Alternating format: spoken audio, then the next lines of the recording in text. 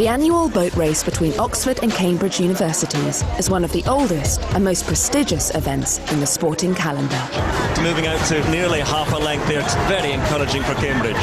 For the competitors, it's 20 minutes of pure pain, but also pure pressure. When they walk outside that boathouse, there will be 100,000 people standing on the bank. That is something you just can't get your head around until you've actually lived it. How the rowers cope with that intense pressure can make the difference between glory and failure. The Cambridge women's team have won the last 2 races, and this woman has been one of the secrets of their success. So I work on managing their thinking, knowing that they are in control of their psychological state. Sports psychologist Helen Davis has worked on specific techniques to help the team at the most mentally testing moments in the race. When the pain kicks in, they have trigger words that they've planned for in advance that they will say to themselves to get across the finish line. As training for the 2019 race intensifies, just trying to keep up with teammates is mentally grueling. Trying to make those crews is huge pressure. I get off the water and I've just been trying to keep up with people who compete at World Championships, and then I work on my PhD and I'm trying to keep up with people that I feel are so much smarter than me. So it's pressure that I put on myself. So I will very much encourage them to view pressure as a challenge. Focus on certain things with their thinking that's going to help them with their performance, rather than focusing on the uncertainties of their situation.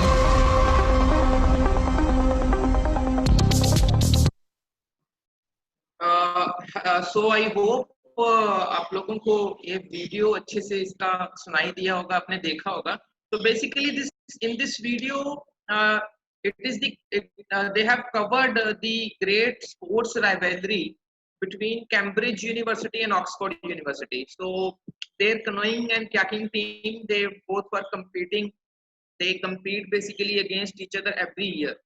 So you have, I think, also could have heard about from their sports psychologist, Mrs. Helen. So she was telling that how psychologically difficult it is to manage the pressure and the stress of this competition. So Mrs. Helen is the sports psychology consultant, and she is actually helping them. And in the beginning of this video, the coach itself just said that having a sports psychology in the team is equally important as having a strength and conditioning coach.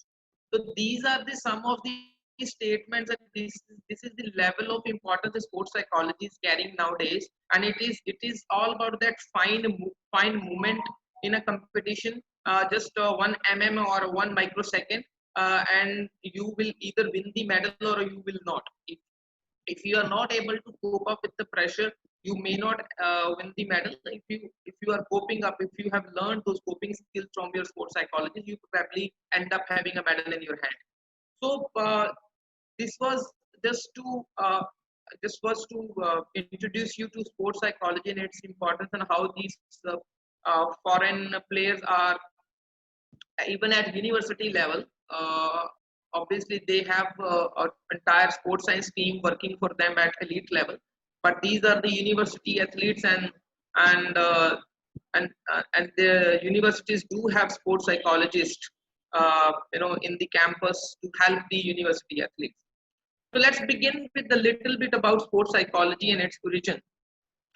So here's the first slide, and you can see this. So psychology basically derived from a Greek language or Greek word. So there are 2 parts of this of psychology. One is the psyche, and other is the logic or logos. Psyche basically means the mind or the spirit, as you can see and read on the slide as well. And logi means, or logos means, the study or the study of the sayings or speaking. So if we break this terminology into its definition part or scientific definition part. So William James is a very renowned psychologist in the history of psychology, and he said that psychology is a science of mental life. And current definition is even much easier. It is the scientific study of human behavior. So, ladies and gentlemen, basically, I want to tell you, many of the people, they think that psychology is a philosophy, or psychology is something which is more about talking and doing this and that. Uh, I'll say this is absolutely wrong. Psychology is 100% empirical field. It is the scientific study of the behavior. And everyone who's attending this webinar today should always remember that when you go to a psychologist is the scientist who actually will study the behavior of their client or their subject. And what about the sports? What about the scope of this particular science? So I'll say yes, psychology has that scope, starting from the animals, because animal also behave in a certain way. So from the animals to the humans, from the tiny structure of nerve cells to the to their impact on our attitude and personality. So this is the scope, or the wider, you can say, the perspective of psychology. When someone, like, I deal with psychology every day. So though I'm not an animal psychologist, I'm a human psychologist. I deal with the human behavior. But there are group of psychologists who deal with animal behavior, like behavior of chimpanzees, behavior of other animals or elephants, or wild animals. So psychology is a scope starting from animals to humans, and from nerve cells to their impact on the personality and attitude. And in this next slide, let's just try to understand about the academic origin of sports psychology. First of all, psychology is a very old field now. It is more than 100 years old. So, and also it is the multidisciplinary field. Many of us do not actually know about this fact, that in sports psychology, it is not purely psychology. Psychology is the major part in sports psychology, but sports psychology basically is the blend of many other sciences, like biomechanics, like kinesiology, like exercise physiology, sociology, and obviously psychology itself. So some areas from the biological and physical sciences, and some of the areas from the subjects from the social sciences, these subjects blend together to actually form this multi-dimensional or multidisciplinary field of sports psychology. So this is it was about the academic origin of sports psychology. So next slide, let us just talk about a little definition of sports psychology. Now, what is sports psychology basically? Sports psychology is the scientific study of human behavior in sports context. Definition is not going to change. We all know, or to certain extent, that how our mind works. So basically, we think, and then we feel, and then we behave or we react. So psychologists basically analyze or study the same thing. Like they study the thinking patterns, they study about the feelings and emotions of humans, and they study about their behavior. And being as a sports psychologist, all sports psychologists, including myself also, we have primary two objectives when we deal with the sportsmen. So we have two primary objectives. The first objective basically to see the relation of personality or the psychological factors with the performance, like what kind of what impact or confidence do have on the performance of an athlete, or anxiety do have on the performance of the athlete. So studying about the relation between some psychological factors or psychology of the athlete and its impact on the performance is the first objective. And the second objective is, how does the participation in any physical activity actually affecting the mind, behavior, or other neurological structures in our brain. So these are the two primary objectives of any sports psychologist. Like our first objective, like how the psychological factors impact the sports performance. So here like just for examples only, that we will study how the anxiety actually affect the basketball player to free throw shooting. So even in experiments also we have seen that anxiety is an all-time big killer. Many big teams choke under pressure because they are unable to manage their anxiety. And one great example of this is the South African cricket team. So everyone call them chokers. Why we call them choker? Because they have the history of playing a very good, first of all, in the entire tournament, especially at the big competitions of ICC. But when they reach to the finals or semi-finals, they have this tendency to choke over there and unable to manage their anxiety, or and then obviously due to that inability to manage anxiety, they end up losing that in that tournament. Even they lose catastrophically. So it is about some examples of our first objective, like how anxiety will affect the free throw or how the confidence will affect. This is what I just told you. How does the coach reinforcement on punishment? This is the third example. So it's coaches actually work very closely with the athletes, and they spend more time with the athletes. So they involve in a certain exchange of the behavior and information. So coaches basically, they use two primary strategies to make their athletes learn. Either coach will give the reinforcement to his athlete to actually improve a certain behavior, and either coach will give the punishment to actually, I'll say, the decondition certain behavior. So how does these approaches of learning, concepts of learning, affects the team cohesion? So this is one thing which a sports psychologist will be focusing on, will be studying. And last is does imagery training facilitate recovery process in injured athletes or exercisers? So these are some of the questions which actually sports psychologists face.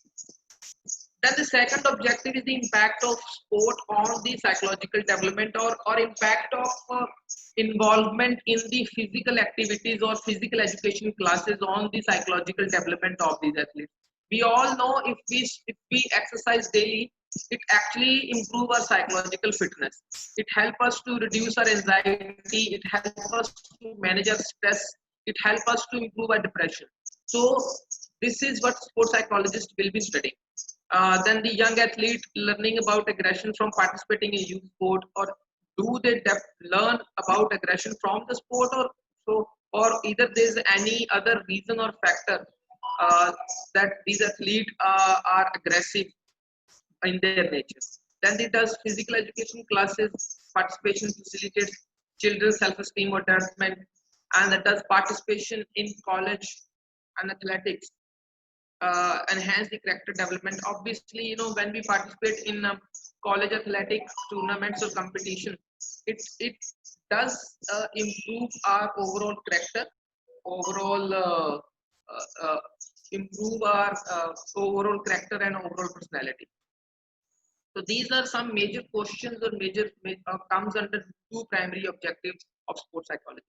Now next, why does sports psychology is the invisible factor in sports? यहाँ पे we need to understand a little. मैं थोड़ा हिंदी में यहाँ पे बात करना चाहूँगा. It is very important to talk in a local language also, because it becomes very difficult, easy to explain about a certain phenomenon. So invisible factor क्यों बोला जाता है sports psychology? Sports psychology यहाँ पे you can see, एक मैंने photo एक image लगाया हुआ है स्क्रीन के ऊपर. तो इसमें आप देख सकते हो, आप क्लाउड्स देख सकते हो, आप यहाँ पे पानी देख सकते हो, बीच देख सकते हो, sand, trees, you can see all physical, जितना भी फिजिकल ऑब्जेक्ट्स और मैटर है आप वो देख सकते हो. But one thing which you can not see is the air. आप हवा और एयर को यहाँ पे नहीं देख पा रहे. Obviously you can feel the air but you can not see it. Similarly, psychology is actually not visible, but it is there with us. We can feel it, we can have an experience of being in that psychological state, but we cannot obviously see it all the time. So invisible factor की तरह ये perform करता है हमारे लिए.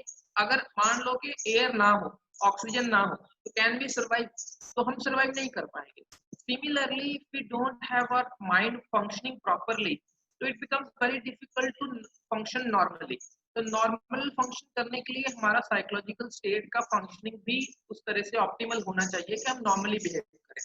और sports psychologist क्या है, they basically study about psychology and they study about the psychological processes, psychological phenomena, and these are the people who will come up with these observations. तो वो स्टडी करेंगे और वो ऑब्जर्वेशंस और उनकी आउटपुट्स इनपुट्स लेकर के आएंगे, वही एक्चुअली आपको बता सकते हैं अबाउट द स्पोर्ट्स साइकोलॉजी.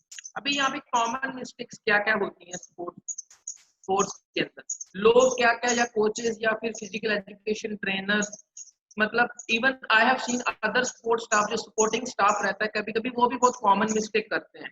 आप 6 महीने का एक मैक्रो साइकिल फॉलो कर रहे हो और 9 मंथ का ट्रेनिंग कर रहे हो, ठीक है. तो होता क्या है, लोग ना ये कोचेस स्पोर्ट्स के अंदर ये सोचते हैं कि माइंड है वो ऑटोमेटिकली ट्रेन हो जाएगा, आप सिर्फ फिजिकल और टेक्निकल पार्ट पर फोकस कीजिए, ठीक है, माइंड ऑटोमेटिकली ट्रेन होगा, which is not true. It is not true at all. It is the biggest mistake the coaches do. They don't basically give him. They know if the mind is important. It is very important. You go to any coach and ask, they will say mind is very important.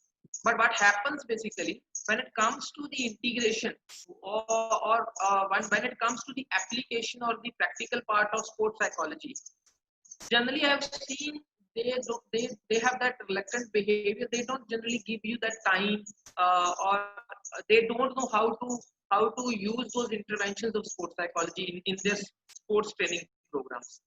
तो mind को granted ले लेते हैं, expect करते हैं कि ये automatically function करेगा और ऑटोमेटिकली ट्रेन हो जाएगा without any specific training, so which is a common mistake. And दूसरा कॉमन मिस्टेक वो है, ये है कि everyone thinks के स्पोर्ट्स साइकोलॉजी और साइकोलॉजी क्विक फिक्स है. वो एक एड भी टीवी पे आता था, we all Indian have seen that ad of quick fix. वो फट्टी एक लकड़ी का ऐसे चक्का सा रहता है, the guy comes with a quick fix and put the quick fix on that piece of wood, पानी में डालता है और वो जो मछली है, जो फिश है, वो चिपक के आ जाती है. So basically this is also one of the common mistakes. Calling a sports psychologist once in a while, that these things does not work efficiently or effectively. तो ये हमको याद रखना है कि हैविंग, जैसे अभी ऑक्सफोर्ड और कैम्ब्रिज यूनिवर्सिटी के एथलीट्स को आपने वीडियो में देखा और उनका यूनिवर्सिटी लेवल है, हालांकि आई डोंट नो वो एलीट प्लेयर्स नहीं है, दे आर यूनिवर्सिटी प्लेयर्स. उनके पास they have sports psychology consultant who work every day with them. And so it is very important to have a sports psychologist and working continuously before the season, during the season and after the season with the sports psychologist. And this is one approach which I personally follow. I don't know about other sports psychologists. Probably there are many sports psychologists who follow this approach. I personally like to work very closely with the athlete, almost helping him every second day, third day, visiting him on the ground, following up with the athletes. So this is what I like to do as a applied sports psychologist. So in the last I have written a quote also, if you have not trained with it, you cannot compete. अगर आपने mind को train ही नहीं किया, अगर आपने अपने आप को प्रेशर के अंदर, स्ट्रेस के अंदर खेलने के लिए ट्रेन ही नहीं किया, तो आप भूल जाइए कि आप कंपटीशन में, हाई लेवल कंपटीशन में उस तरह के स्ट्रेस में जाके आप परफॉर्म कर पाएंगे. वो बहुत once in a blue moon, किसी का कोई तुक्का लग जाए तो शायद वो चीज हो सकती है, but otherwise it is absolutely not possible to compete if you have never experienced pressure, if you have not trained or stimulated your training sessions according to the real training competition situations. So it becomes very difficult. I'll scroll quickly through this slide. So why do we need sports psychologists? Sports psychologists हमें क्यों चाहिए? Sports psychology basically help these athletes to overcome their emotional imbalances, emotional dysregulations. Sports psychologists help the athlete to overcome stress, pressure, anxiety, and all these bad emotions. Sports psychologists help improve the mental skills, which are very essential for top performances or for consistency. The sports psychologists help athlete with the mental skills. And Third is the sports psychologist help the athlete to prepare mentally. Generally, these elite teams, they work closely with their sports psychologist. I know many, my colleagues in the UK or USA, they work entire year, entire season with the athletes, and every day they come in contact with the athletes, and they try to help with their certain interventions and certain advices and counseling and all that. So sports psychologists help athletes mentally prepare for the competitions. It is very vital and important. Then comes they also sports psychologists. I am myself doing a PhD, and I am doing PhD on injury and psychology and how does they both are related to each other. And luckily मैं बहुत सारे injured athletes के साथ काम किया हूँ पिछले 5-6 साल के अंदर, ACL, PCL, shoulder injuries, whatever injuries. So one thing which I have seen the injured athlete में कि उनका emotional impact उनके ऊपर बहुत deep रहता है. तो injuries में भी दो तरह की injuries है, हालांकि एक separate topic है. तो we need sports psychologists to help the athletes who are injured and planning to return to the sport.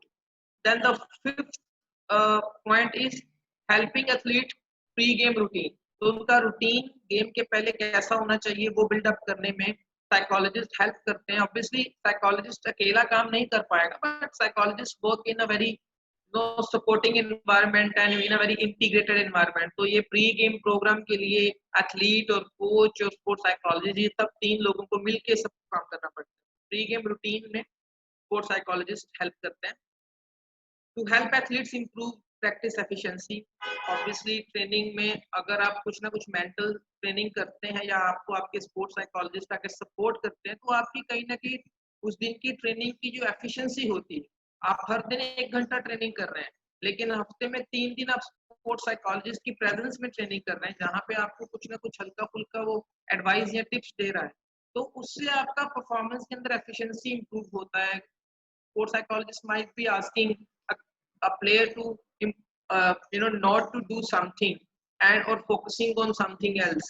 तो उस तरह की एडवाइसेस होती हैं जो ऑन ग्राउंड में, जिसको साइकोलॉजिकल टिप्स बोलता हूँ. तो ऑन ग्राउंड जो टिप्स होती हैं, छोटी छोटी टिप्स होती हैं, उससे आपकी उनकी एथलीट्स की जो है वो ट्रेनिंग की प्रैक्टिस की एफिशिएंसी इंप्रूव होती है. these are the main highlights that why do we need a sports psychologist. Now this slide is very interesting here. तो आप लोग यहाँ पे देखोगे बिगिनिंग में, यहाँ पे मैंने बिल्कुल लेफ्ट साइड पे देख रहे हो, मैंने एबनॉर्मल बिहेवियर लिखा है रेड में, न्यूरोसिस और साइकोसिस लिखा है, और बिल्कुल इसके ऑपोजिट मैंने यहाँ पे लिखा है ग्रीन में लिखा है positive, stable, confident and motivated. तो बेसिकली ये है क्या, तो ये मैं थोड़ा सा आपको बता दूं कि स्पोर्ट्स साइकोलॉजी के अंदर भी अगर मैं डिवाइड करूं तो दो तरह के आप केसेस बोल लीजिए, दो तरह के फिनोमिनास हैं. तो कुछ तो एथलीट हैं जो जिनका बिहेवियर नॉर्मल नहीं होता है, और नॉर्मल बिहेवियर नहीं होने का मतलब एबनॉर्मल बिहेवियर. तो अगर तो एथलीट का बिहेवियर एबनॉर्मल है, एबनॉर्मल बिहेवियर का मतलब है साइकोलॉजिकल डिसऑर्डर का होना, मतलब किसी the athlete is suffering from a psychological disorder, उसको न्यूरोसिस, साइकोसिस है, जो भी there are anxiety disorder, there is personality disorder, there are many disorders. तो अगर तो एथलीट का बिहेवियर नॉर्मल है बिकॉज ऑफ साइकोलॉजिकल डिसऑर्डर, तो उसको क्लिनिकल स्पोर्ट्स साइकोलॉजिस्ट और क्लिनिकल साइकोलॉजिस्ट का हेल्प लगेगा. तो यहाँ से अगर उसका ट्रेनिंग बंद हो जाएगा. Training is not at all important at this point, जहाँ पे एथलीट जो है वो suffering from a clinical disorder. तो क्लिनिकल असिस्टेंस के साथ उसका बिहेवियर नॉर्मल होगा. जैसे उसका बिहेवियर नॉर्मल होता है, तो यहाँ पे अप्लाइड स्पोर्ट्स साइकोलॉजिस्ट और एजुकेशनल स्पोर्ट्स साइकोलॉजिस्ट की हेल्प लगती है, जो एथलीट को काउंसलिंग करता है, उसको psychological skill training, mental skill training देना शुरू करता है, और धीरे धीरे धीरे उसका एथलीट का जो बिहेवियर है वो थोड़ा सुपर नॉर्मल होता है, वो स्टेबल हो जाता है, वो पॉजिटिव हो जाता है, कॉन्फिडेंट हो जाता है उसके अंदर, वो जो भी कंसंट्रेशन उसका बढ़ जाएगा, उसका कमिटमेंट इंप्रूव होगा, उसका अपने खुद के ऊपर साइकोलॉजिकल कंट्रोल आ जाएगा. तो इसीलिए इस तरह से स्पोर्ट्स साइकोलॉजी के अंदर दो प्राइमरी पार्ट है. तो जहाँ पे एक पार्ट क्लिनिकल है, non clinical part. I deal with the normal behaviour. मैं क्लिनिकल में काम नहीं करता हूँ, मेरे पास बेसिकली क्लिनिकल कॉम्पिटेंसीज नहीं है, और मैं फोकस नहीं करता उस एरिया के ऊपर। अगर मेरे पास कोई क्लिनिकल केस आता भी, अगर मुझे लगता है कि एथलीट जो है उसको क्लिनिकल असिस्टेंस की रिक्वायरमेंट है, तो प्रोबेबली मैं उसको किसी अदर साइकोलॉजिस्ट के पास, जिसके पास क्लिनिकल कॉम्पिटेंसी रहती है, उसके पास भेज दूंगा। And this is also one of the thing which we learn in our curriculum, it is called evidence based practice. तो अगर मेरे पास कोई स्किल नहीं है तो I will not unnecessary, you know, will try to do something with the mind of the athlete. I will make sure that either I improve my that competency, or if I don't have that competency, I should send that particular player to someone else. So clinical cases, I don't see the clinical cases. मैं थोड़ा performance enhancement के ऊपर काम करता हूँ कि how the performance could be enhanced of these athletes. तो मेरे पास सारे एथलीट्स वो नॉर्मल आते हैं लकीली, तो आई एम वेरी फॉर्चुनेट कि मैं नॉर्मल लोगों के साथ डील करता हूँ। Then a little bit about the history of sports psychology. मैं ज़्यादा टाइम इस पे नहीं स्पेंड करूँगा। So there are 4 primary phases of the history of sports psychology: the early years, then the Griffith era, then the Dark Ages, and the contemporary era. You can see the psychology. I said earlier also that sports psychology is more than 100-year-old now. So since the Norman Triplett in 1995, Norman Triplett was the first sports psychologist or the psychologist who experimented on the cyclist. So social facilitation एक phenomena होता है. He worked on that phenomena and he found कि जब कोई team में काम करता है तो उसमें क्या होता है कि जो अगर कोई वीक भी है उसका भी एफर्ट बढ़ जाता है। तो टीम में काम करने से आपके एफर्ट्स में इंक्रीज आता है, आपका एफर्ट्स बढ़ता है। अगर कोई अकेला काम करता है तो शायद उसको he does not feel that motivated. This is also called social facilitation. You know, when you work in a team or एक ग्रुप में आप काम करते हो तो आपके एफर्ट्स बढ़ते हैं। So that was the first experiment conducted by Norman Triplett. तो ये अर्ली ईयर्स की बात है, 1895 के आसपास, जहाँ से ये सारा जर्नी स्पोर्ट्स साइकोलॉजी का स्टार्ट हुआ था। उस टाइम के ऊपर कोई कॉलेजेस नहीं थे, कुछ कोर्सेज नहीं हुआ करते थे, लैब्स बहुत कम थी। तो उसके बाद ग्रिफिथ एरा आया। ग्रिफिथ एरा में Coleman Griffith ने started, he also published 2 primary books, initial 2 books in sports psychology, that is psychology of coaching and psychology of athletics. So Coleman Griffith written these books and published these books, and he also focused on the research part of sports psychology. Then comes the third stage of the history, that is Dark Ages. So we all know Second World War का time था 40s के आसपास, 1940s के आसपास, तो वहाँ पे ज़्यादा काम हुआ नहीं। बट इन 1960s जब कंटेम्परेरी एरा स्टार्ट हुआ तो उस तब बहुत सारे ऐसी ऑर्गेनाइजेशंस इंटरनेशनल बिल्डअप बनी, you know, they took there birth specially in north America, in Europe. तो ऑर्गेनाइजेशंस बनना शुरू हुआ, कॉलेजेस खुलने शुरू हुए, कोर्स आना शुरू हुआ। इवन 1985 और 86 के आसपास यूएस ओलंपिक टीम ने स्पोर्ट्स साइकोलॉजिस्ट को नेशनल टीम के लिए हायर भी किया था ओलंपिक ट्रेनिंग के लिए, और ये बहुत पुरानी बात है। स्पोर्ट्स साइकोलॉजी इंडिया में जस्ट अभी कुछ साल पहले ही आया है, और it is I'll say it is the beginning of the sports psychology in India. So 1984 में first time, I remember contemporary era में बात कर रहा हूँ कि 1960s के बाद जो जर्नी हुआ, बहुत सारे जर्नल्स अभी पब्लिश होते हैं, बहुत सारे बुक्स पब्लिश हो गई हैं, बहुत सारा लिटरेचर स्पोर्ट्स साइकोलॉजी के ऊपर है। स्पोर्ट्स साइकोलॉजी अपने आप में अभी एक ब्रांच है साइकोलॉजी की, which is the 47th branch of American psychological, according to American psychological association, 47th division of psychology. तो एक अपने आप में ये एक अभी एरिया और एक सब्जेक्ट बन चुका है sports psychology. Now the basic academic discipline. तो बेसिक एकेडमिक डिसिप्लिन में 3 प्राइमरी रोल्स के ऊपर स्पोर्ट्स साइकोलॉजिस्ट काम करते हैं: रिसर्च, कंसल्टेशन और टीचिंग। कुछ है वो टीचिंग के साथ रिसर्च करते हैं, वो कुछ है वो रिसर्च के साथ कंसल्टेशन, जैसे मैं कंसल्टेंट हूँ और साथ साथ मैं रिसर्च भी करता हूँ, तो मेरे आई प्ले डुअल रोल। तो इस तरह से these are the 3 primary basic areas, academic disciplines, जहाँ पे sports psychologists basically work. Now how you will recognize the best psychologist. Best sports psychologist के अंदर कैसी ऐसी कौन सी खास बातें होती हैं. तो सब फर्स्ट ऑफ ऑल तो sports psychologists should be likable or like-minded, I'll say. And जैसे the first point should have a concrete or very something concrete to offer to the clients or to the sports teams. So it is important that sports psychology consultant who have concrete knowledge of applied field uh, should be considered as best sports psychology consultant. And then sports psychology consultant who is flexible, have knowledge to meet the individual needs, and also is easily accessible. And like I am available here for these athletes. We work in HPC, I work in high performance center, so I'm very easily accessible to these athletes. So anyone who is easily accessible is also, I'll say, one of the criteria to be a best sports psychology consultant. So the sports psychologists जो team के साथ they who start working early in the season, in the beginning, and especially here it is mentioned that if a sports psychology consultant who work 9 months prior to an Olympics should is the one we can consider best sports psychology consultant. Then multiple contacts with individual athletes, usually beginning with the first training camp in the year. So as a sports psychologist is someone who have multiple contacts with the multiple individual athletes. That is also one of the criteria to be the best. Conducted several follow-up sessions with the individual athletes before, during. So conducting these frequent follow-up sessions with the athletes make the sports psychologist one of the best. These are some of the criteria to be considered for us best sports psychology consultant. Now the sports psychology another. What type of training is required to become a sports psychologist? और बहुत सारे लोग मुझसे पूछते भी हैं sir course कहाँ पे है, कैसे करना है. तो मास्टर्स होना चाहिए स्पोर्ट्स साइकोलॉजी के अंदर, which is very essential.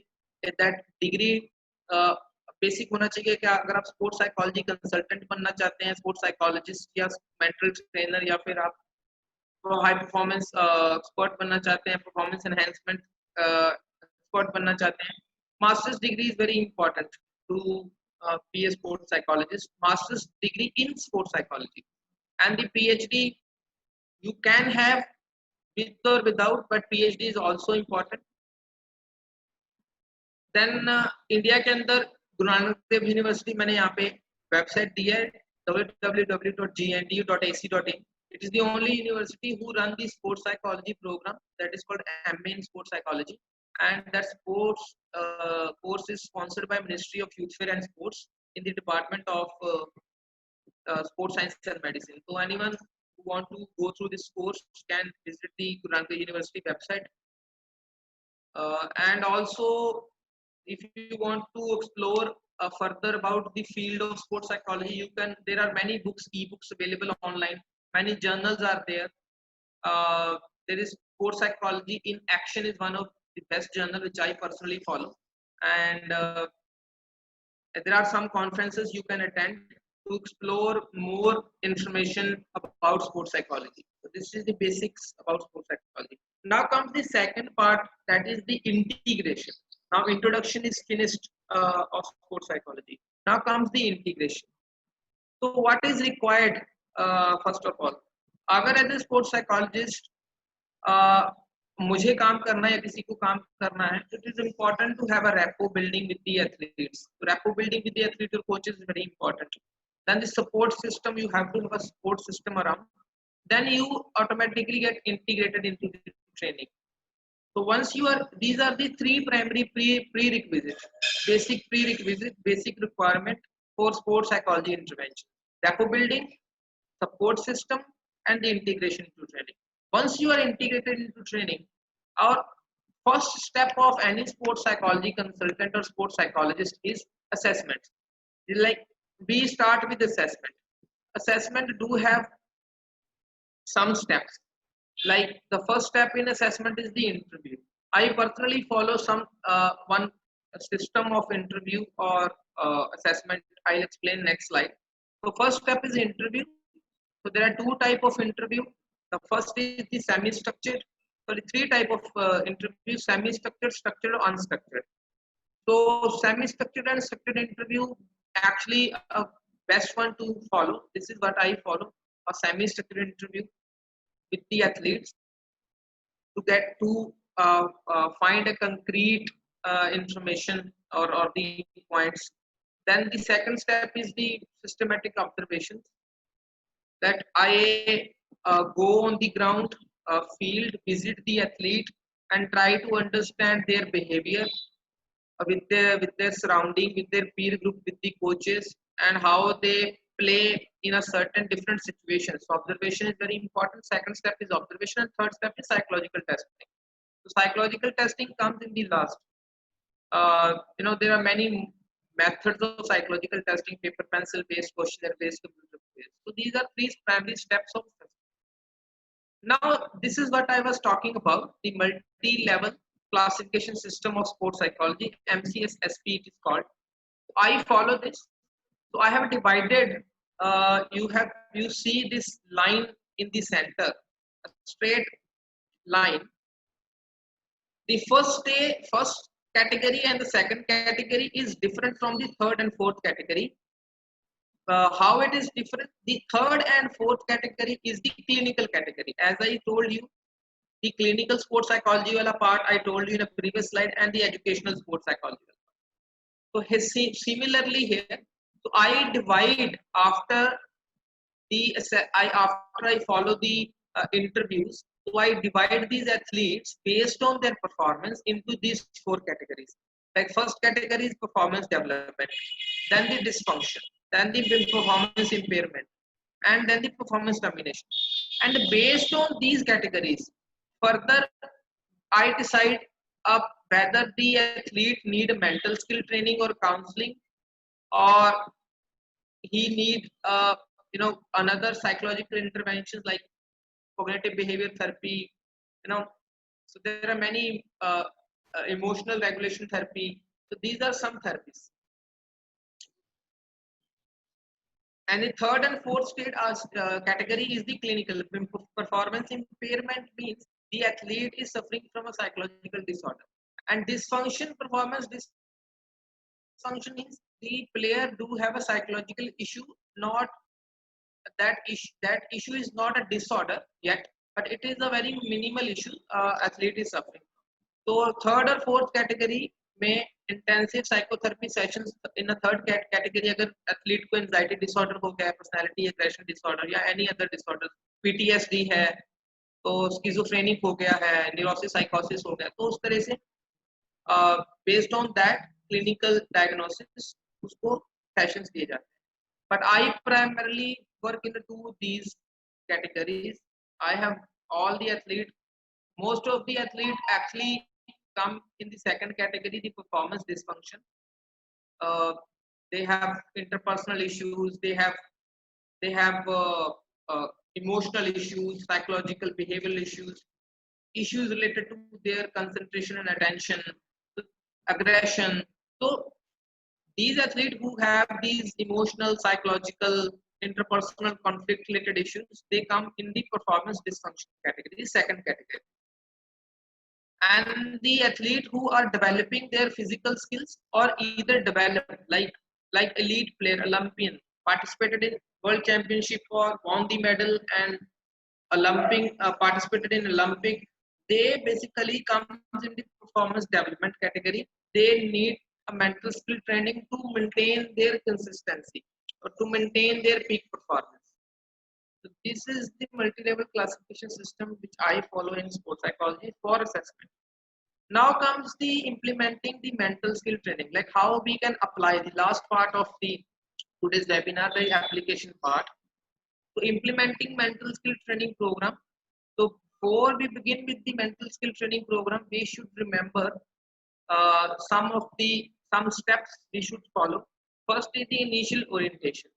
First of all, we have to have a specific goal for the mental training program, that on what mental skill or what mental factor we are going to work. We should take the athlete to the initial orientation about the mental skill. We should tell the athlete what as a sports psychologist we are going to do with the athlete. Then second is the player's initial performance evaluation. Obviously, after the assessment, you have now evaluation with you, the outcome of that evaluation or assessment process. Now you know that this athlete actually where he lacks. What are the weak points of what are the weak areas of the athlete? So should take that player's performance evaluation and review.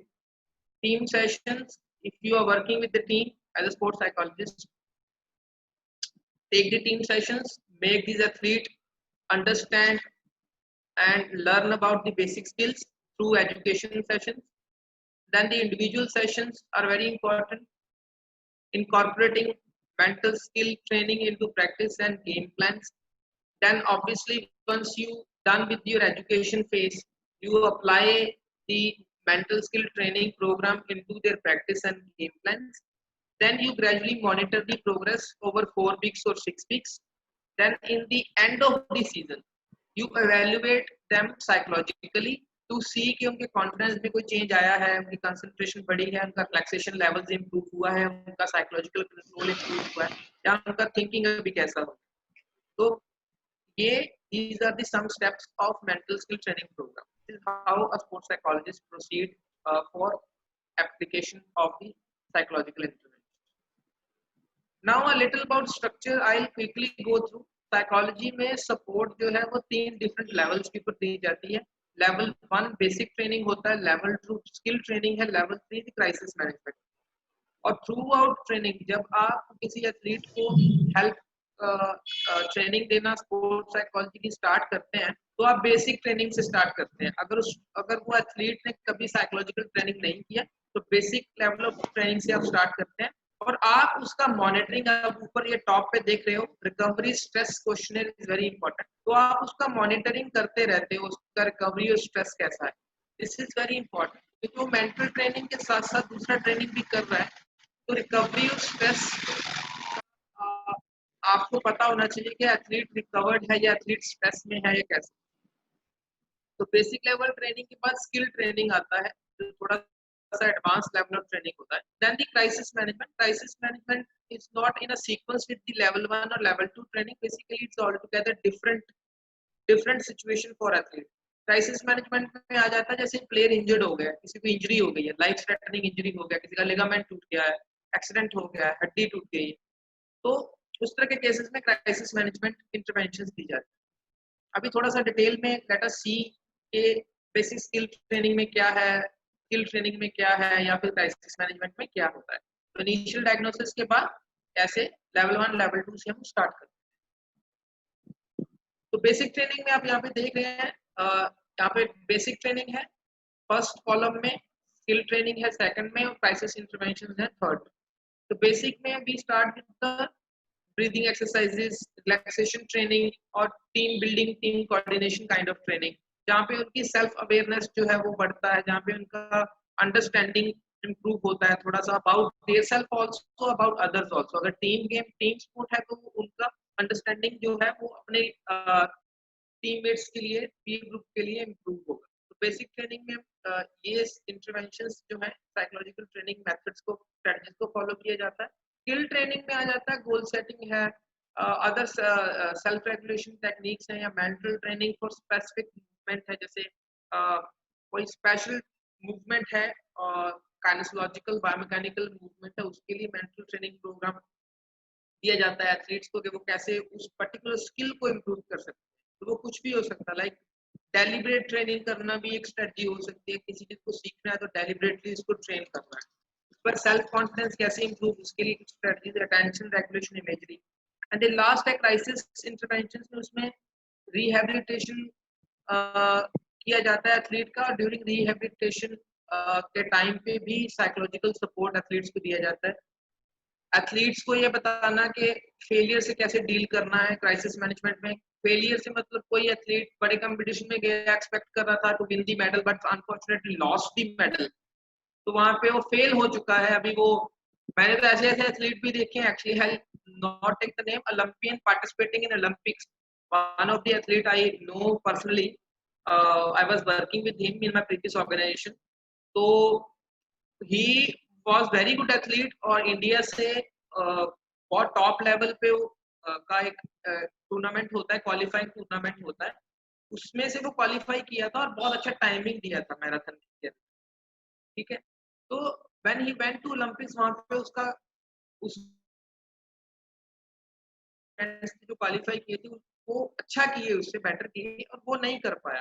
तो he was very devastated actually for 6 month actually, कि वो perform नहीं कर पाया, उसने let down कर दिया है कंट्री को, ये तो उस तरह की फीलिंग्स थी। तो फेलियर से भी कुछ एथलीट डील नहीं कर पाते, तो वो सिखाना पड़ता है उनको।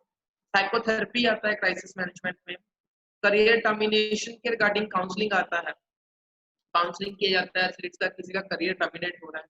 Conflict with in the team, अगर टीम के अंदर कॉन्फ्लिक्ट आ गया है, टीम का आपस में नहीं बन रहा है, तो वहां पे भी स्पोर्ट्स साइकोलॉजिस्ट जो है वो इंटरवीन करके हेल्प करते हैं टीम के अंदर, टीम कोहेजन को इम्प्रूव करने के लिए।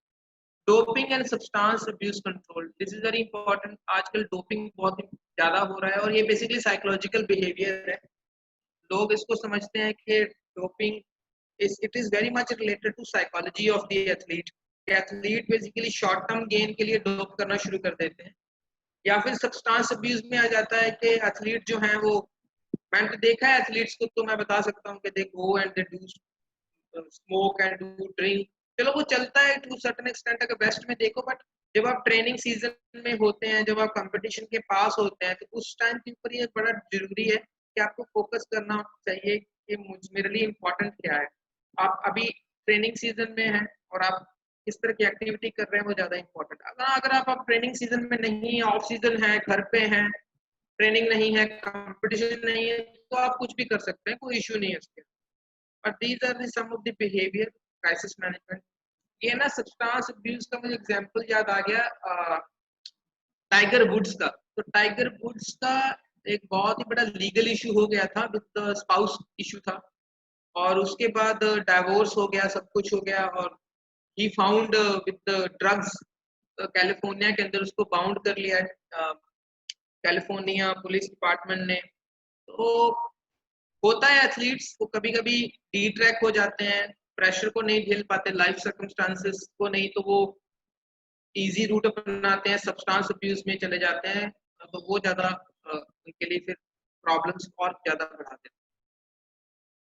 ना काम जो थोड़ा मैं डिटेल्स यहाँ पे जाऊंगा। ब्रीदिंग एक्सरसाइजेस है सबसे इजी ब्रीदिंग एक्सरसाइज, इसमें कोई डिफिकल्ट नहीं है, very easy way to manage anxiety. आप कहीं भी बैठ के ब्रीदिंग एक्सरसाइज कर सकते हैं। आपको सिंपल अपना आईज क्लोज करना है, आराम से बैठिए, चेयर के ऊपर बैठिए, जैसे आपको कंफर्टेबल है, जिस पोजीशन में कंफर्टेबल उसी पोजीशन में आपको बैठना है, ठीक है। और आपको ब्रीदिंग करना है। ब्रीदिंग एक्सरसाइजेस के टाइम पे याद रखना सोना नहीं है। कुछ लोग लेट के करते हैं तो वो सो जाते हैं। ब्रीदिंग एक्सरसाइज आपको ये थोड़ा सा कॉन्शियसली करना होता है। तो आप एब्डोमिनल ब्रीदिंग करते हैं, पेट से लेते हैं, डायफ्रामेटिक ब्रीदिंग भी इसको बोल देते हैं। उसमें आप पेट से आप स्टार्ट करते हैं, आपका जब जैसे आप इनहेल करेंगे पेट आपका बाहर आना स्टार्ट होगा, ठीक है। फिर आप धीरे धीरे चेस्ट में हवा भरते हैं, पूरा एपेक्स जो लंग का टॉप पार्ट है, शोल्डर क्लेविकल, यहाँ तक पूरा एक्सपैंड होना चाहिए shoulder. Hold for 2 seconds, then gradually आप उसको एक्सहेल करते हैं। तो ये जो प्रोसेस है slow deep breathing, abdominal breathing का, ये आपको कम से कम 10-15 मिनट आपको फॉलो करना चाहिए। This is what breathing technique है। देन प्रोग्रेसिव मस्कुलर रिलैक्सेशन, ये भी बहुत कॉमन टेक्निक है, मैं काफी फ्रीक्वेंटली यूज करता हूँ। इससे आपका जो मसल टेंशन होता है, जिसको हम बोलते हैं कि आपके सोमैटिक जो सिम्टम होते हैं एंजाइटी के, एंजाइटी बढ़ने से क्या होता है कि 2 तरह के सिम्टम्स आते हैं, 2 तरह की, एक तो कॉग्निटिव होता है, कुछ एक और सोमैटिक होता है। सोमैटिक होता है बॉडी का आपका ना टेंशन, मसल टेंशन भी बढ़ता है। तो प्रोग्रेसिव मस्कुलर रिलैक्सेशन आपकी बॉडी को रिलैक्स भी करता है, मसल्स को रिलैक्स भी करता है, और आपके माइंड को रिलैक्स भी करता है। इसका दो तरह का आप बोल सकते हैं बेनिफिट्स है। तो इसमें करना है कि आपको लेट जाना है। एक्चुअल टेक्निक जो है वो काफी लंबा है, 30 मिनट का टेक्निक है, जिसमें आपको 5 मिनट्स अपने सारे बॉडी पार्ट्स को देना है। You start with your right arm, आप इसको स्क्वीज करते हो, होल्ड करते हो, 10 काउंट करते हो, फिर आप इसको रिलीज करते हो 2-3 सेकंड्स के लिए, फिर आप इसको होल्ड करते हो। तो रेपिटेशन जो है आप 10 भी रख सकते हो, 15 भी रख सकते हो। सिमिलरली आप इस साइड लेफ्ट आर्म में करते हो, फिर राइट लेग में करते हो, राइट लेफ्ट लेग में करते हो तो स्क्वीज करना है बॉडी मसल को, रिलीज करना है, स्क्वीज करना है, रिलीज करना है। ये आप नंबर जो मैं टेक्निक यूज करता हूँ थोड़ी सी फास्ट टेक्निक है, क्विक है।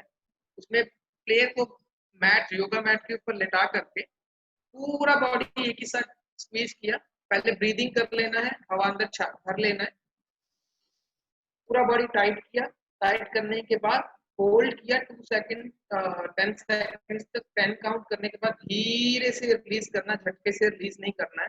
2-3 सेकंड आपने रिलीज के बाद रुकना है, फिर आपको फिर ब्रीद इन करना है, फिर होल्ड करना है, फिर रिलीज करना है। तो ये आप 10 मिनट 15 मिनट करेंगे तो यू विल फाइंड के पीएमआर करने से आपके बॉडी से मसल टेंशन जो है रिड्यूस हो गया, आपका जो कॉग्निटिव स्ट्रेस एंजाइटी है थोड़ा कम हुआ है, you will feel better. Goal setting थोड़ा सा टेक्निकल पार्ट है मेंटल स्किल का, these are the mental skill मैं फ्रीक्वेंटली यूज करता हूँ। गोल सेटिंग बहुत इंपॉर्टेंट है, no goal means no motivation.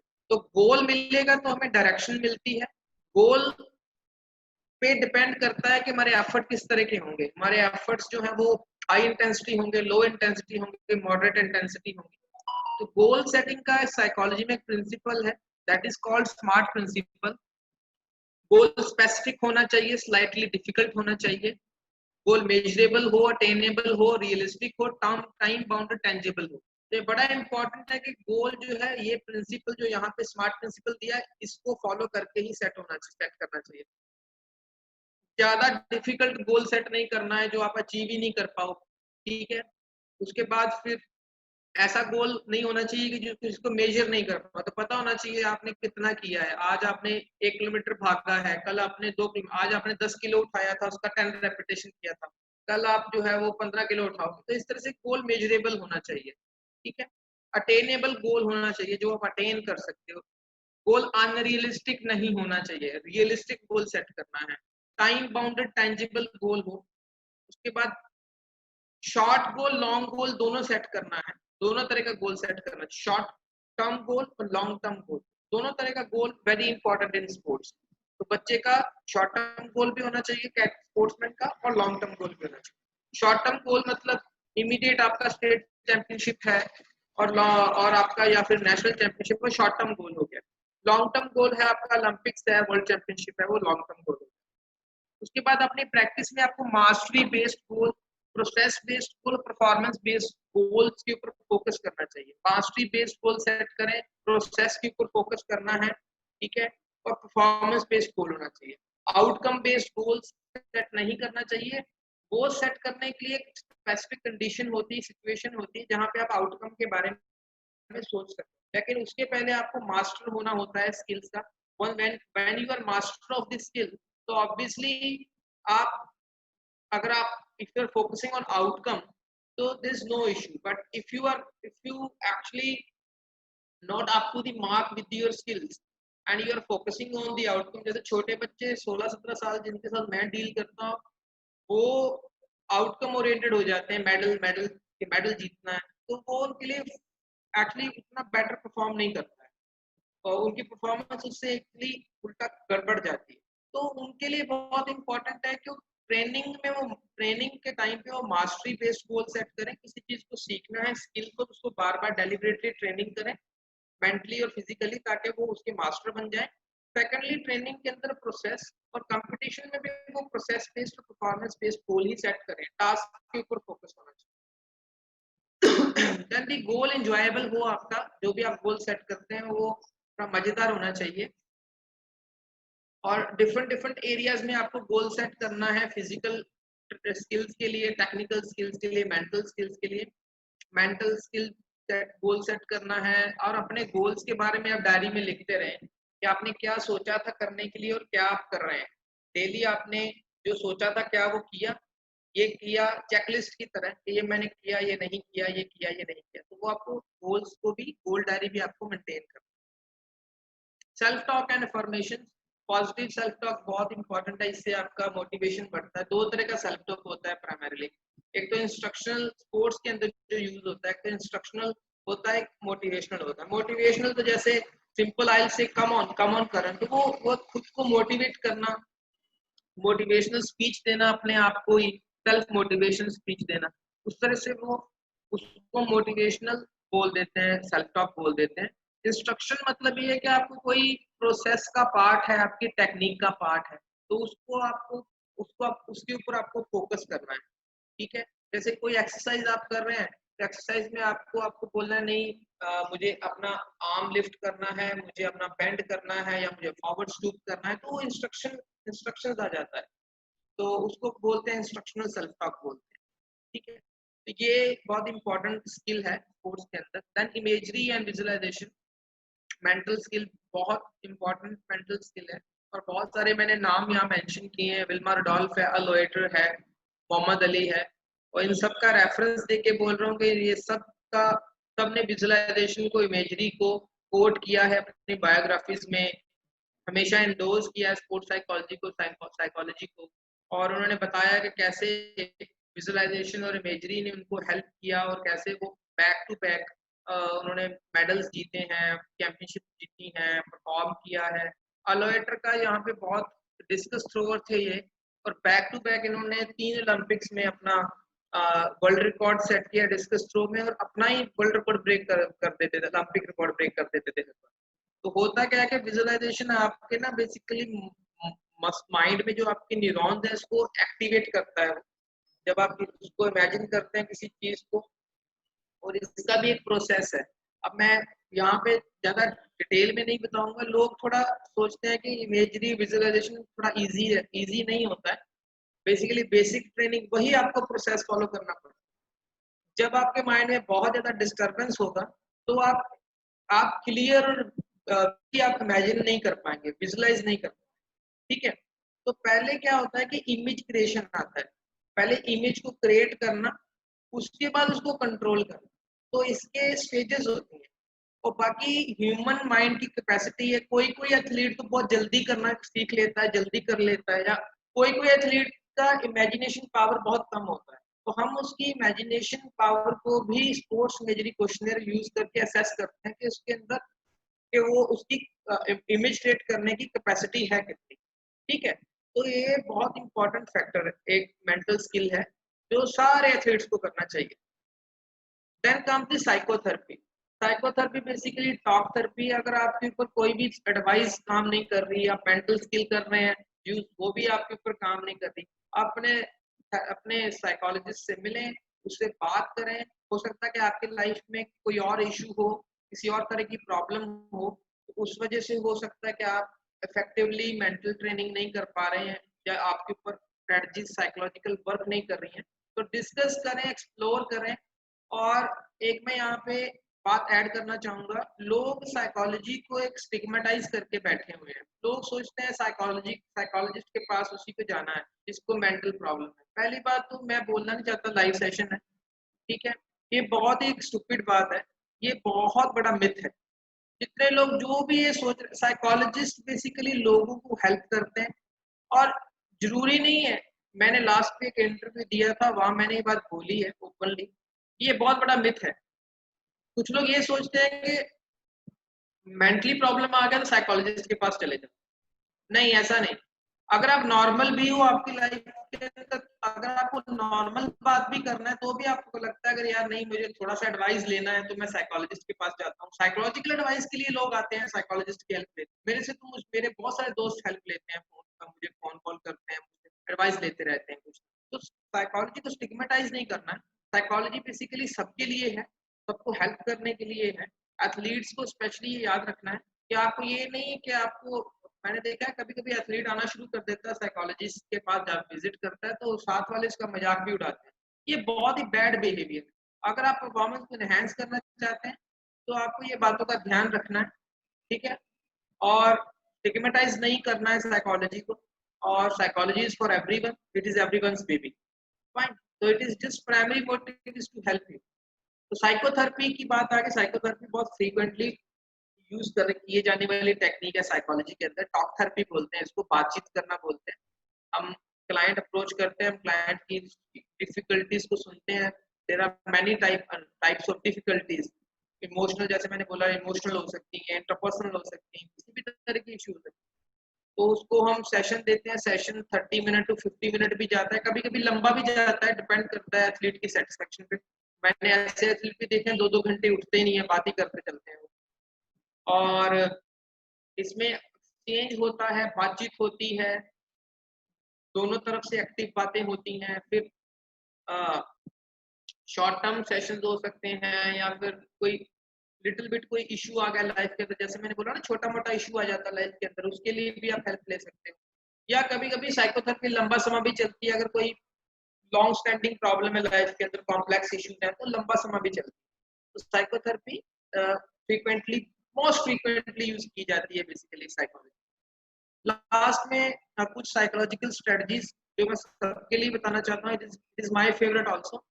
Be thankful, पे ग्रेटिट्यूड, ठीक है, भगवान का शुक्रिया करें, थैंक्स करें, आपके पास जो है उसके लिए खुश रहें, प्रेजेंट में रहें, फोकस करें प्रेजेंट में, पास्ट और फ्यूचर में ज्यादा घूमे नहीं, उससे कुछ नहीं हासिल होने वाला आपको। और आसपास देखें, खूबसूरती देखें, ठीक है, नेचर को देखें, ठीक है, और पॉजिटिव रहना चाहिए, और खुद भी पॉजिटिव रहें, पॉजिटिव लोगों के साथ भी रहें, एक्सरसाइज डेली करें, हंसते रहें, खुश रहें, डांस करें, फन करें। ये सब आपको लाइफ के अंदर आई थिंक आपकी वेल बीइंग के लिए, साइकोलॉजिकल वेल बीइंग के लिए काफी इंपॉर्टेंट है। तो आप ये सारी चीजें आपको फोकस करना है। Thank you so much. आप मुझसे सवाल कर सकते हैं, कुछ पूछना है तो पूछ सकते हैं। Karan, I have a question. Actually, मैंने आपका सेशन सुना और I please could please relate. Please Himanshu, introduce yourself first. अच्छा ठीक। सो मैंने अपने आप को बहुत रिलेट किया सेशन में। कभी कभार क्या होता है, मतलब आई एम श्योर कि ये एक टेक्निकल एस्पेक्ट होगा जो स्पोर्ट्स साइकोलॉजी का पार्ट होगा, बट मेरा एक जनरल ऑब्जर्वेशन है। कभी कभार क्या होता है कि कोई भी जैसे कॉम्पिटिटिव स्पोर्ट्स है, वेयर यू नो 2 टीम्स और individual teams are participating, individual groups are participating, तो कभी कभार क्या होता है कि ड्यूरिंग द कॉम्पिटिशन इटसेल्फ, हम लोग कंपटीशन में ही होते हैं, तो हम सामने वाले की परफॉर्मेंस देखकर बहुत इन्फ्लुएंस हो जाते हैं, आइदर लेड बैक हो जाते हैं। और जस्ट नॉट कि कोई इवन आप कोई भी गेम हो, स्प्रिंट हो या मैराथन हो या फिर ट्रैकिंग हो एंड ऑल दैट स्टफ, कभी कभार हम लेड बैक हो जाते हैं, कभी कभार हम उल्ट अपोजिट हो जाते हैं। मतलब हम देखते हैं कि सामने वाला धीमे है या लैग बिहाइंड कर रहा है, तो हम आगे हो जाते हैं। तो उसकी वजह से क्या होता है कि हमारी जो कंसिस्टेंट परफॉर्मेंस होती है, जो हमारी बेस्ट परफॉर्मेंस होती है, वो हम नहीं कर पाते हैं। और बेसिकली क्या होता है कि सामने वाले की स्ट्रेटेजी को देखकर कभी हमको डर लगता है कि सामने वाली जो स्ट्रेटेजी है क्या हमारी स्ट्रेटेजी से बेटर है या नहीं है, और इसलिए मेंटल ट्रेनिंग का पार्ट होता होगा। बट इन जनरल लाइफ, कोई भी जनरल लाइफ में अगर हम करते हैं, तो उसको टैकल करने के लिए हम लोग क्या कर सकते हैं? कुछ स्पेसिफिक अगर कुछ ट्रेनिंग हो या कोर्स हो या कुछ ऐसी चीज हो जिससे हम, जैसे सीबीटी आपने बताया, सीबीटी से कर सकते हैं? नहीं एक्चुअली हिमांशु, मैं थोड़ा सा क्लियर कर दूं आपको। ऐसा तो कोई कोर्स या ऐसा कुछ नहीं है। तो आपको एडवांटेज लेना होगा, अगर आप किसी के स्पोर्ट्स साइकोलॉजिस्ट के टच में है तो आपको उनसे हेल्प लेना पड़ेगा। क्योंकि ना आपने जो सिचुएशन एक्सप्लेन किया ना, फर्स्ट ऑफ ऑल ये बड़ा ही ना सिचुएशन स्पेसिफिक बोल सकते हैं। एक ना डिफरेंट टाइप ऑफ सिचुएशन है, सबके साथ ऐसा होता नहीं है कॉमन। हो सकता है कि आपके साथ उस सिचुएशन में आपकी टीम के अंदर जो मेंबर्स हैं, they are more prone to focus on the teammates.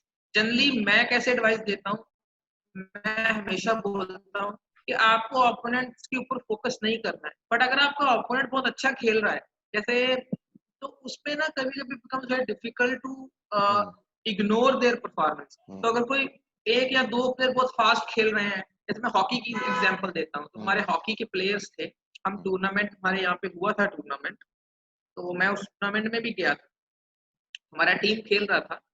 तो टीम क्या हुआ, जैसे स्टार्ट हुआ तो ओपोनेंट्स ने गोल कर दिया, ठीक है, उन्होंने गोल कर दिया और हमारी टीम का काफी मोराल उससे हिट हुआ। और वो बहुत, मतलब जो उनका जो स्ट्रेटजी था, वो कोच चिल्लाया जा रहा है, कोच ने कुछ प्लान दिया था, वो क्या प्लान था, कहाँ उनको फोकस करना था, जो उनको सिखाया गया था करने के लिए, वो बिल्कुल नहीं कर रहे। तो टोटल डिसरप्शन था। Then in a very first half they considered second goal. फिर उनका 15 मिनट के बाद वो सेशन होता है, मतलब ब्रेक आता है बीच में, ब्रेक में उन्होंने कुछ डिस्कशन किया, कुछ मोरल कोच ने बूस्ट किया है, कुछ तो किया। Then eventually how are they lost the match, final match वो लॉस्ट कर गए, हमारा टीम हार गया था। बट द पॉइंट ये है कि ये सिचुएशन टू सिचुएशन है। ऐसा अगर मुझे जनरली पूछो, आप अपनी टीम को ये बात बताइए, समझाइए। एज ए कोच, आप कोच हैं तो एज ए कोच आपको बताना होगा उनको कि ओपोनेंट के ऊपर फोकस नहीं करना है। क्यों? It leads to a distraction.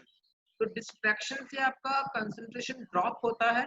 अगर कंसंट्रेशन आपका ड्रॉप होता है, concentration is very important for performance. If your concentration drops तो आपका उससे परफॉर्मेंस आपका डेफिनेटली गड़बड़ होने वाला है। और जस्ट इमेजिन आप हाई लेवल का टीम के साथ हैं और हाई लेवल का एलीट लेवल पे आप ट्रेनिंग कर रहे हैं, कोचिंग कर रहे हैं। वहां पे आपने इतना ट्रेनिंग किया, सीजन क्लियर, फाइनल में जाके just because it is one silly small mistake आपका टीम हार जाता है, क्योंकि आपके एक ओपोनेंट को डिस्ट्रैक्शन हो गया था, उसने बाहर देखना शुरू कर दिया था क्राउड की तरफ, या फिर उसने किसी ओपोनेंट के साथ कुछ स्लेजिंग कर दिया अननेसेसरी, चाहिए नहीं था, गाली वाली दे दिया, ये कर दिया, वो कर दिया, वो सब होता है गेम में। Do not focus on opponent, remember your strengths, remember your game plan, try to follow the game plan। अगर अगर ओपोनेंट कहीं ना कहीं आपको लग रहा है कि डिफरेंट स्ट्रेटजी से खेल रहा है और अगर आपको स्ट्रेटजी चेंज करना है तो वो आपको ऑन द स्पॉट आपको देखना है एज ए कोच कि आप उस स्ट्रेटजी को कैसे, और वो होता भी है, इम्प्रोवाइज करते हैं। बहुत सारे कोचेस जो है इम्प्रोवाइज करते हैं, स्ट्रेटजी बदलते हैं। एक रात पहले कुछ और स्ट्रेटजी होती है, टीम मीटिंग में कुछ और स्ट्रेटजी होती है, फिर जब गेम स्टार्ट होता है तो वहां पे स्ट्रेटजी को बदलना शुरू हो जाता है। फाइन। तो ये है, it is not important to, first of all not important to focus on opponents, it is not important. आप टेक अवे अपने ओपोनेंट टीम से जो टेक अवे है, अगर आपको लगता है कि वो बहुत ही एक्सीलेंट टीम थी जिसके साथ आप खेले, कोई टेक अवे है तो वो आप ले जाइए साथ में, पर अपनी टीम को कभी कंपेयर ना करें दूसरी टीम के साथ। कोचेस क्या करना शुरू कर देते हैं, अरे उसको देखो वो कितना अच्छा खेलता है, तुम कैसा खेलते हो। ये इस तरह की जो बातें हैं ये नहीं होनी चाहिए, इससे ना डीमोरलाइज होती है, टीम डीमोरलाइज होते हैं। प्लेयर को जब दूसरे प्लेयर से कंपेयर करोगे वो डीमोरलाइज हो। मैं आपको ही एग्जांपल देता हूँ, मुझे कोई नेगेटिवली कंपेयर करना शुरू करते किसी और के साथ, मुझे बोले यार वो बड़ा अच्छा है तू बेकार, तो ये वेरी नेचुरल कि मुझे उस चीज का बुरा लगेगा। तो मुझे लगता है शायद आपको आंसर मिल गया होगा। हाँ, thanks sir, thanks. Twinkle Chauhan, she's asking, okay, asking something. I have one question. How we control anxiety level in beginner athlete? Okay, a nice question, अच्छा question. Well, actually, Twinkle, जैसे मैंने बताया, सबसे पहले आपने जो आपका ट्रेनिंग प्रोग्राम होता है उसके अंदर आपको मिनिमम 3 सेशंस, मतलब ओरिएंटेशन के लिए 3 सेशंस आपको साइकोलॉजी ट्रेनिंग के रखने चाहिए, और शॉर्ट सेशन रखिए, लाइक 15 मिनट का मेंटल कूल डाउन या 10 मिनट का मेंटल वार्म अप। लोग फिजिकल वार्म अप करते हैं लेकिन मेंटल वार्म अप भी होता है, फिजिकल कूल डाउन करते हैं, मेंटल कूल डाउन भी होता है। तो उस तरह से आपको चीजों को इम्प्रोवाइज करना पड़ेगा। जब तक आप एज ए कोच खुद इम्पोर्टेंस नहीं दोगे माइंड को, आपके एथलीट शायद उस चीज को उस तरह से रियलाइज नहीं करेंगे।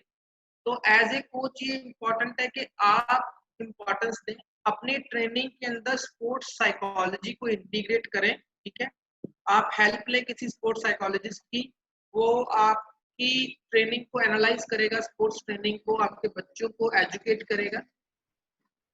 एजुकेट करने के बाद आप वो बच्चे को जो ट्रेनिंग उनको ड्यूरिंग एजुकेशन सेशन सिखाई जाएगी वो उसको परफॉर्म करेंगे ट्रेनिंग के टाइम पे। तो मैं भी ऐसे ही करता हूँ, मैं आर्चरी के साथ थोड़ा बहुत हमारे यहाँ पे हम काम करते हैं, तो उनको हफ्ते के अंदर 2 सेशन 3 सेशन मैं रिलैक्सेशन ट्रेनिंग के देता हूँ जा करके। तो इसी तरह से आपको स्टार्ट करना होगा, तो उससे बच्चों का जो है मेक श्योर कि ऐसा भी नहीं होना चाहिए कि आपको अगर कोई ट्रेनिंग देते हैं तो ट्रेनिंग आपको पता है, एज ए कोच आपको पता है कि ट्रेनिंग का प्रिंसिपल्स होते हैं।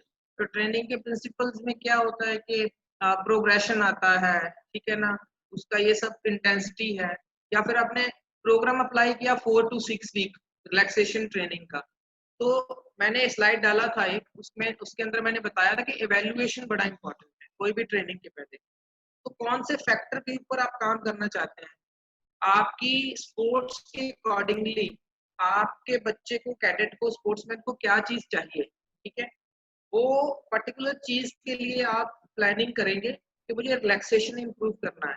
तो रिलैक्सेशन इंप्रूव करने के पहले आपको पता होना चाहिए कि आपके बच्चों का रिलैक्सेशन लेवल है क्या, वो रिलैक्स है या स्ट्रेस में है। ठीक है, वो असेसमेंट करिए, फिर आप प्रोग्राम को अप्लाई कीजिए। अप्लाई करने के बाद प्रोग्राम को अप्लाई कीजिए और प्रोग्राम 4 वीक का 6 वीक का आपने दिया, उसके बाद फिर उसको असेस कीजिए। असेस करने के बाद आप देखिए कि कितने बच्चों का इम्प्रूवमेंट है, कितने बच्चों का नहीं है।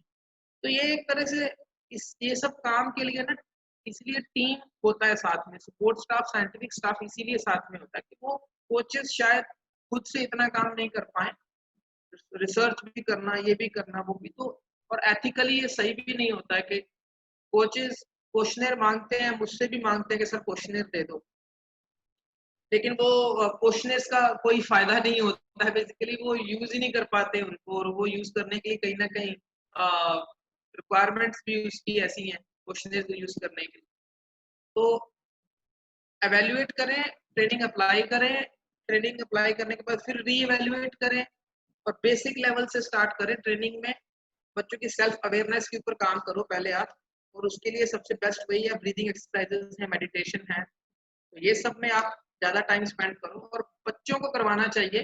ग्रास रूट लेवल के ऊपर बच्चों को इस चीज़ का आदत होना चाहिए, क्योंकि जब बड़े हो जाते हैं ना एथलीट्स, तो वहाँ पे जाकर उनको कंट्रोल करना बहुत मुश्किल है, वेरी डिफिकल्ट टू वर्क। आप कितने भी बड़े साइकोलॉजिस्ट हैं, कुछ भी हैं, लेकिन जब आप एक एलीट लेवल, इंटरनेशनल लेवल के एथलीट के साथ काम करते हैं, तो वहाँ पे बहुत मुश्किल होता है, क्योंकि उनको यार बहुत एक्सपीरियंस हो जाता है, उनको नॉलेज बहुत हो जाता है। वो हमेशा ही आपको एवेल्युएट करेंगे, आपको वो देखेंगे और सोचेंगे कि कंपेयर करेंगे कि मेरे से पहले भी उनसे कोई साइकोलॉजिस्ट मिला होगा, तो obviously they have this tendency to compare. उसके बाद एक और क्वेश्चन पूछा है कुणाल ने, specifically related to team sport, there is a term that we always refer to as home ground or home team advantage. Is this mentally bit overrated? नहीं, mentally bit overrated नहीं है, but yes, home advantage एक phenomena है sports psychology के अंदर, और home advantage होता भी है। मैं छोटा सा एग्जांपल देता हूँ। मैं टाटा स्टील में we are working high performance centre, हमारे यहाँ पे जेएफसी क्लब है, तो जेएफसी का होम में रिकॉर्ड बहुत अच्छा है। Away from I don't no, उनका घर में जो मैचेस वो खेले हैं बहुत अच्छा उनका रिकॉर्ड है, और maximum matches I think 85, 80, 90% matches वो उन्होंने जीते हैं। तो होम एडवांटेज मिलता है। उसका मैं आपको रीजन देता हूँ। एक आप यूट्यूब के ऊपर वीडियो देखेगा, मैंने एक्सपेरिमेंट देखा था। तो बास्केटबॉल का फ्री थ्रो शूटिंग था, तो एक आदमी को बोला गया फ्री आपको थ्रो करना है, ठीक है, उसको 10 थ्रो करना था।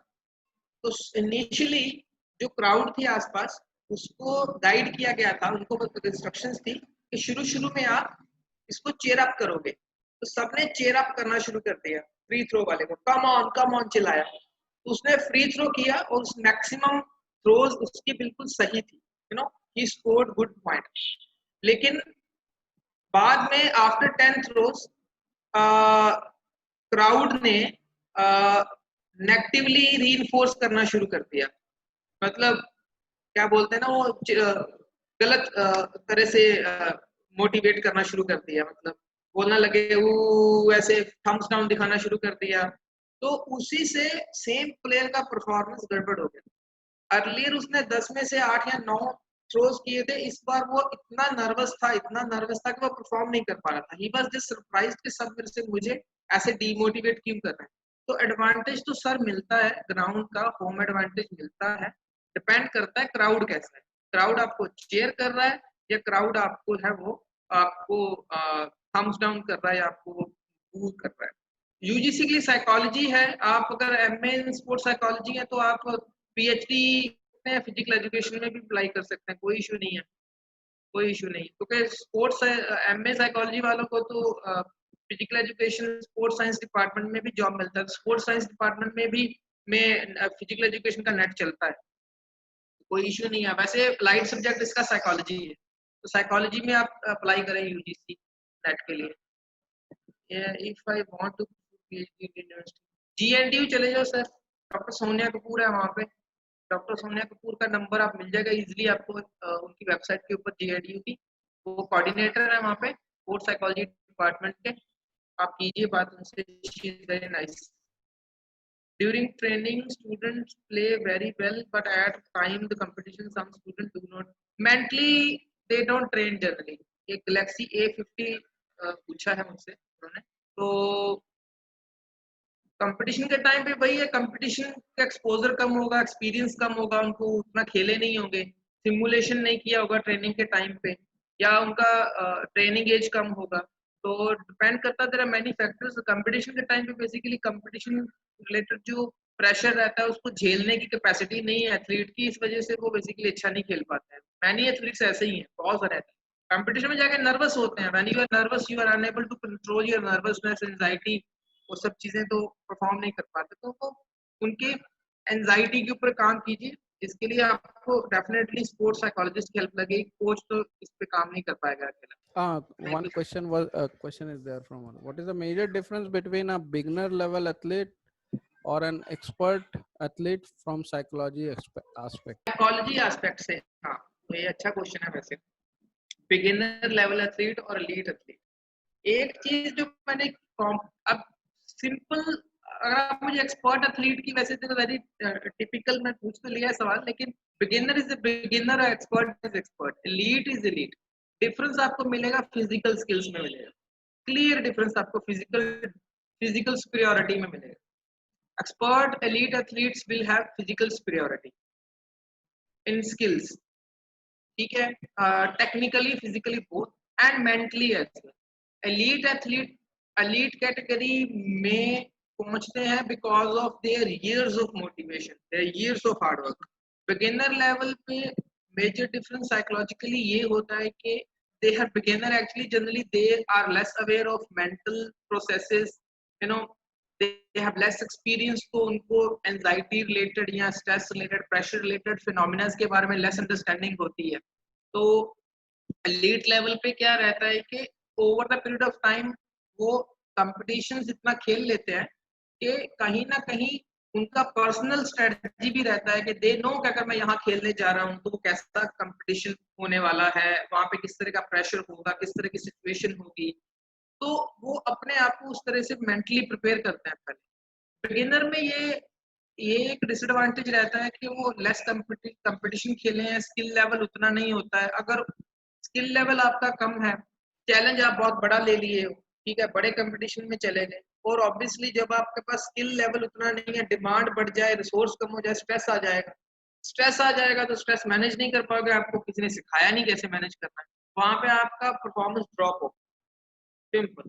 तो ये एक मेजर डिफरेंस है साइकोलॉजिकल बिगिनर्स में और एक्सपर्ट एलीट लेवल के ऊपर।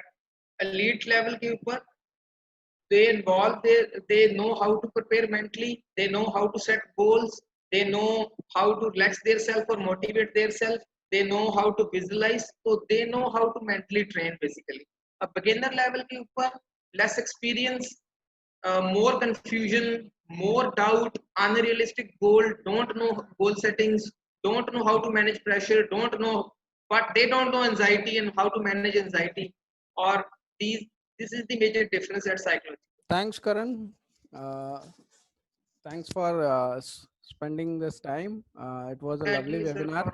It was a lovely webinar, and sports psychology is an upcoming field in India. I think other countries have developed too much, but India has still a lot of scope for. And thank you Mohan sir, thank you Amit sir, आपने opportunity दिया, thank you so much. It was lovely working with Sparta.